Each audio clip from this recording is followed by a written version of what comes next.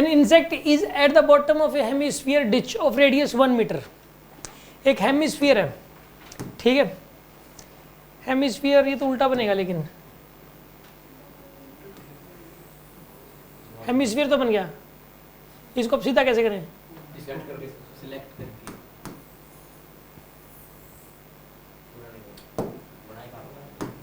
देखो सुनो, वैसे ही बना लेंगे यार।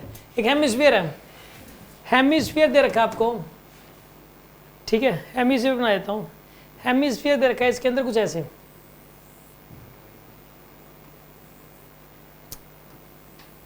ये दे रखा है हेमिस्फीयर। इसका रेडियस कितना बताइए? 1 मीटर इसका रेडियस है। अब एक इंसेक्ट मान लो चाहे कोई बंदा मान लो, इससे कोई फर्क नहीं पड़ता। एक बहुत ही एक है ना कढ़ाई है बहुत बड़ी, ऐसे मतलब बहुत बड़ी कढ़ाई, ठीक है, मतलब इस कढ़ाई के अंदर यहाँ पे बंदा तो इतना छोटा सा लग रहा है इसके अंदर ऐसे। ये एक बहुत ही गहरा गड्ढा है ऐसा, गड्ढा ऐसे, एक कढ़ाई है ये, इसके अंदर बंदा फंस गया।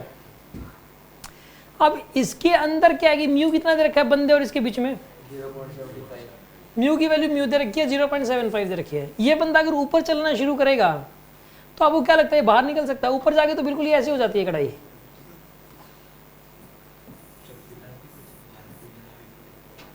हाँ भाई, ये कढ़ाई आप ऐसे समझो बिल्कुल हेमिस्फीयर है ये, मतलब यहां जाके तो बिल्कुल स्ट्रेट हो गया, ऑलमोस्ट स्ट्रेट हो गई। ये बंदा यहाँ है, ये बाहर निकल सकता है क्या? कैसे निकल जाएगा यार? क्या हो जाएगा? ये कढ़ाई बहुत भारी है, हजारों किलो की है ये सोच रहा है बंदा इधर जाएगा तो ये कढ़ाई इधर होती जाएगी, हल्की फुल्की अपने घर की कढ़ाई को सोच रहा है। इसके अंदर जो है ना ये हजारों किलो की है, बंदा बेचारा मतलब 5-7 किलो का ये है।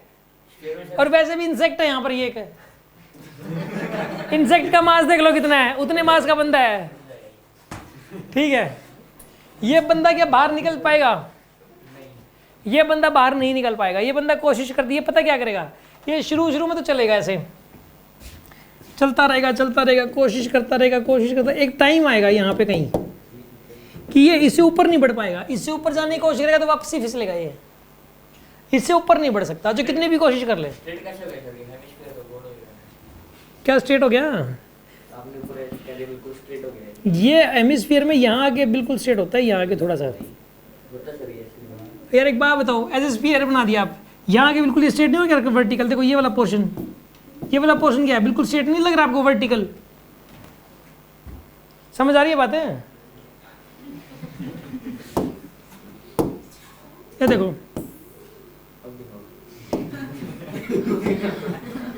ये वाला पोर्शन बिल्कुल वर्टिकल है कि नहीं है बताओ? ये पोर्शन बिल्कुल वर्टिकल नहीं है, क्यों? तुम्हें क्या लग रहा है? अरे लगभग है हरामखोर, लगभग है।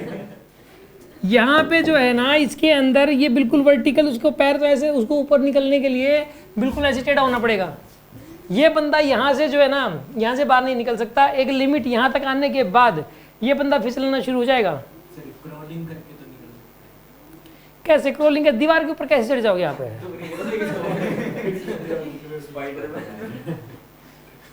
ऐसे कैसे? मतलब जो है बात सही है, ये कोई स्पाइडरमैन थोड़ी ना यार है। ये एक वो बंदा होता है ना इसे दीवार के चिपक जाता है, क्या बोलते हैं उसको? वो तो चिपकती है। चींटी की बात अलग है, छिपकली की बात अलग है। तुम छिपकली हो क्या? अपने आप को छिपकली से कंपेयर, वो तो चिपक जाती है इसके, तुम चिपक जाते हो क्या? कोई कैसे चढ़ जाएगा यार दीवार के ऊपर? तो यहाँ पर ये बंदा नहीं चढ़ सकता यार, बाहर नहीं निकल सकता, लेकिन ये कितनी हाइट तक ऊपर जा सकता है, क्वेश्चन ये पूछा है इसने। या म्यू पे डिपेंड करता है, अगर म्यू बहुत ज्यादा हुआ तो ज्यादा हाइट तक जा सकता है, बाहर तो नहीं निकल पाएगा। म्यू कम हुआ तो कम हाइट तक, म्यू ज्यादा हुआ ज्यादा हाइट तक, और म्यू ज्यादा और ज्यादा हाइट तक, बाहर तो नहीं निकल पाएगा। म्यू एकदम ज्यादा हो तो भी बाहर नहीं निकल पाएगा। यहाँ के तो डायरेक्ट बिल्कुल, जब यहाँ आएगा ना किनारे पे बंदा, तो नीचे एमजी लगेगा नीचे। इसको ऊपर ले जाने वाला फोर्स कौन सा है? यहाँ भी ऊपर क्यों जा रहा है? यहाँ पे जैसे यहाँ था बंदा, यहाँ ऊपर क्यों जा रहा है वो? क्योंकि उसके ऊपर फ्रिक्शन ऊपर की तरफ लग जाएगा, ऐसे नीचे एमजी लग रहा है, क्योंकि अपने पैर को इस तरीके से दबा रहा है, तो फ्रिक्शन ऐसे यहाँ पर टेंजेंट के अलोंग लग रहा है। नीचे लग रहा है एम जी का एक कंपोनेंट इधर लगेगा, एक इधर नॉर्मल रिएक्शन लगेगा। तो यहाँ पे इस फ्रिक्शन की वजह से फ्रिक्शन अपवर्ड लग रहा है, ठीक है ना। तो यहाँ पर इसके अंदर जो है ना, और ये एम जी का जो ये कंपोनेंट है ये वाला, ये नॉर्मल रिएक्शन के बराबर आ जाएगा ये। तो यहाँ जब ये बंदा हो ही ऐसे गया तो नॉर्मल रिएक्शन कैसे बनेगा बताओ? फिर पीछे से भागते हैं, फिर भागते हैं। ना नहीं होता, बात तो नहीं निकलता ये। इसके अंदर सुनो, अब ये क्वेश्चन, ये आपको क्वेश्चन समझ में आ गया होगा, मैं करके बता, इसका रिजल्ट निकाल देता हूँ मैं आपको, रिजल्ट याद कर लेना। सुनो आप देखो यहाँ पर जो है ना, इसके अंदर ये क्वेश्चन है, इसके अंदर इसका रेडियस जो है, स्फीयर का जो रेडियस है यहाँ पे, वो किसके बराबर है? यहाँ पे आर के बराबर है, ठीक है। मान लेते हैं आर की वैल्यू आर ही रख लेते हैं एक बार, मान लेते हैं कि वो बंदा जो है ना यहाँ पे वो बंदा भी यहाँ इस तरह, बताइए ये वाला एंगल कितना है इसके अंदर? सपोज थीटा है ये वाला एंगल। तो नीचे क्या लग रहा है? ये वाला एंगल भी कितना हो जाएगा? इधर क्या लगेगा?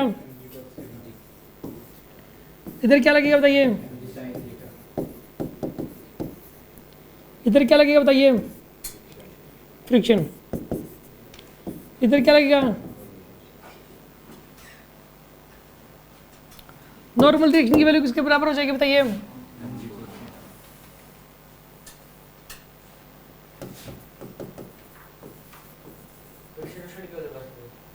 क्या कह रहे हो? बंदा जब चलता है ना, जिस डायरेक्शन में ऊपर चढ़ रहा होता है उसी तरफ रखता है। यहाँ पे फ्रिक्शन को स्लिपिंग से बचाता है। एम जी साइन थीटा इसको नीचे लेके जाना चाह रहा है, इसको ब्लॉक की तरह मान लो, तो फ्रिक्शन तो ऊपर ही लगेगा इसके ऊपर। ब्लॉक को यहाँ रखोगे, ब्लॉक पे एम जी साइन थीटा नीचे, तो फ्रिक्शन ऊपर नहीं लगेगा। समझ आ रही बात आपको? इसके अंदर बताइए नॉर्मल रिएक्शन होगा एम जी कोस थीटा के बराबर, नॉर्मल रिएक्शन, ठीक है। तो एफ एस मैक्स कितना आएगा बताइए?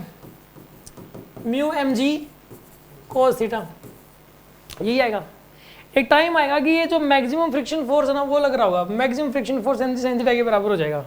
जहाँ पर ऐसा हो जाएगा उसके बाद आगे फर्दर ये ऊपर बढ़ना बंद हो जाएगा, क्योंकि उससे ऊपर जाते ही एम जी कोस थीटा की वैल्यू तो बढ़ जाएगी और इसकी वैल्यू घट जाएगी, एफ एस मैक्स की वैल्यू।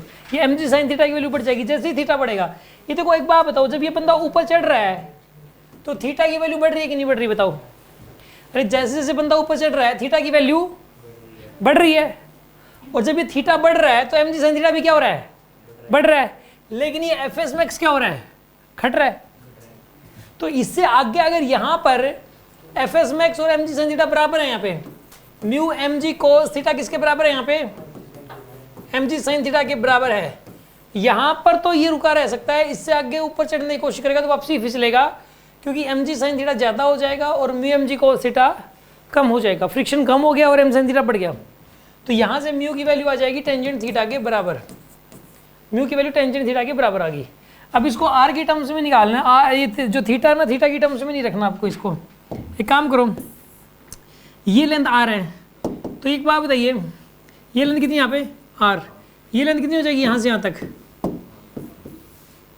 Are cos theta. ये लेंथ कितनी हो जाएगी यहाँ पे? आर साइन थीटा, ठीक है जी। अब एक काम करो आप, इसमें ये आर है। अच्छा एक बात बता, टोटल डिस्टेंस कितनी थी यहाँ पे? ये हाइट निकालनी है ना आपको, इसमें कितनी हाइट तक ये ऊपर चढ़ेगा, यही तो निकालना था आपको इसमें, ठीक है। तो एक काम करो आप, इसमें कितना आ जाएगा? ये हाइट कितनी आएगी यहाँ पे? एच की वैल्यू आएगी आर माइनस में आर कोस थीटा। बस हमें थीटा की वैल्यू लिखनी है यहाँ पे, कोस थीटा की वैल्यू। एक काम करो, टेंजेंट थीटा क्या होता है?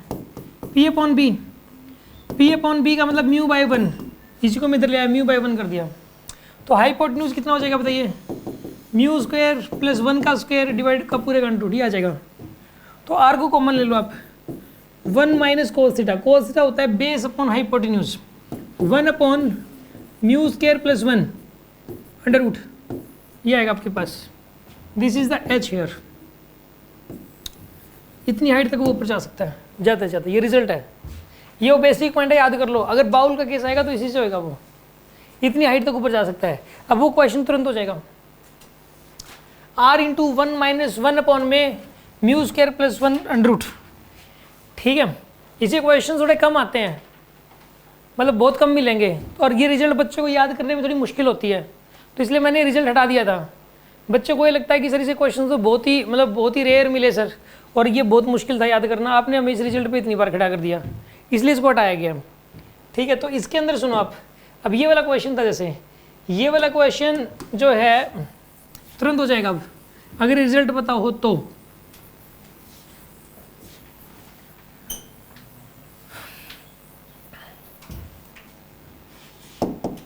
रिजल्ट क्या था बताइए, H is equals to R into